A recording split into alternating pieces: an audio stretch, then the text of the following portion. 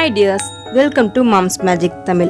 இன்னைக்கு நம்ம சேனல்ல ஹோட்டல் ஸ்டைல்ல பரோட்டா சால்னா எந்த விதமான வெஜ்ஜிஸோ இல்ல நான்வெஜ்ஜோ யூஸ் பண்ணாம எம்டி சால்னா எப்படி செய்யறதுன்னு பார்க்க போறோம்.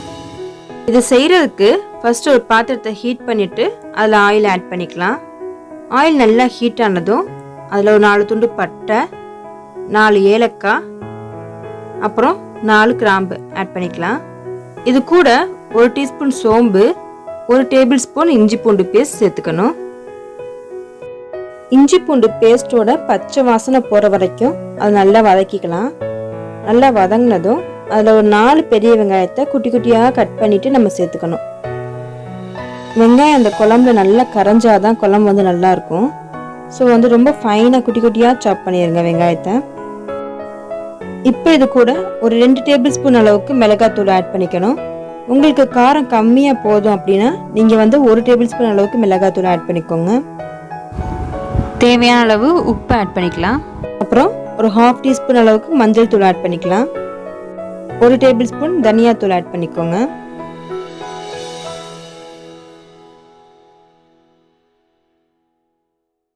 இந்த மசாலாலாம் நல்லா வதங்கினதும் இப்போ இதில் 4 தக்காளியை கட் பண்ணிட்டு ஆட் பண்ணிக்கணும். தக்காளி வதங்கினதும் இது கூட 4 பச்சை மிளகாய், கொஞ்சம் கருவேப்பிலை, ஒரு கைப்பிடி அளவுக்கு புதினா கொத்தமல்லி சேர்த்துட்டு நல்லா கிளறி விட்டுக்கோங்க. இது கூட ஒரு சீக்ரெட் ஸ்பெஷல் இன்க்ரீடியண்ட்டாக சிக்கன் 65 மசாலா நம்ம ஆட் பண்ணிக்கலாம். ரொம்ப சூப்பராக இருக்கும். ஆட் பண்ணிங்கன்னா விருப்பப்பட்டால் சேர்த்துக்கோங்க. இப்போ இதில் தேவையான அளவு தண்ணி ஆட் பண்ணிக்கலாம். இது நல்லா கொதிக்கணும். ஸோ இது நம்ம மூடி வச்சிடலாம். அப்படியே கொதிச்சுட்டு இருக்கட்டும்.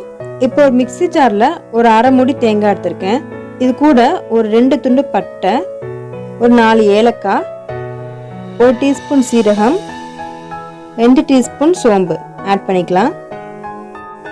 அப்புறம் ஒரு 10 முந்திரி பருப்பு, இது கூட 2 டீஸ்பூன் கசகசா ஆட் பண்ணிக்கணும். கசகசா இல்லைன்னா அதுக்கு பதிலாக பொட்டுக்கடலை கூட ஆட் பண்ணிக்கலாம். சேர்த்துட்டு இது கூட தேவையான அளவு தண்ணி சேர்த்துக்கலாம். இது அரைகிற அளவுக்கு தண்ணி சேர்த்துக்கிட்டா போதும். அரைச்சி எடுத்துக்கலாம். நம்ம அரைச்ச அந்த மிக்சரை கொதிச்சுட்டு இருக்க இந்த குழம்போட சேர்த்துக்கலாம்.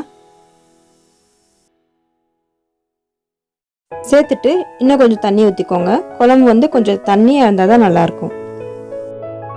இந்த குழம்பு ஒரு 10 to 12 பேர் சாப்பிட்றதுக்கு கரெக்டாக இருக்கும். இஃப் சப்போஸ் நீங்கள் ஒரு 5-6 பேருக்கு பண்ணுறதா இருந்தால் நான் சொன்ன இந்த இன்க்ரீடியன்ட்ஸ் எல்லாத்தையுமே பாதியாக குறைச்சிக்கோங்க. நான் இந்த மெஷர்மெண்ட்ஸ் எல்லாமே டிஸ்கிரிப்ஷனில் கொடுக்குறேன், செக் பண்ணிக்கோங்க.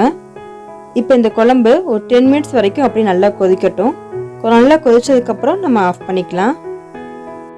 அவ்வளோதான், நம்மளோட ஹோட்டல் ஸ்டைல் எம்டி பரோட்டா சால்னா வீட்டிலே ஈஸியாக ரெடி ஆயிடுச்சு. இந்த ரெசிபியை நீங்களும் ட்ரை பண்ணி பாருங்கள். ட்ரை பண்ணி பார்த்துட்டு உங்களோட ஃபீட்பேக்கை கமெண்ட்டில் சொல்லுங்கள். இஃப் சப்போஸ் உங்களுக்கு இந்த வீடியோ பிடிச்சிருந்ததுன்னா கண்டிப்பாக ஒரு லைக் பண்ணிடுங்க.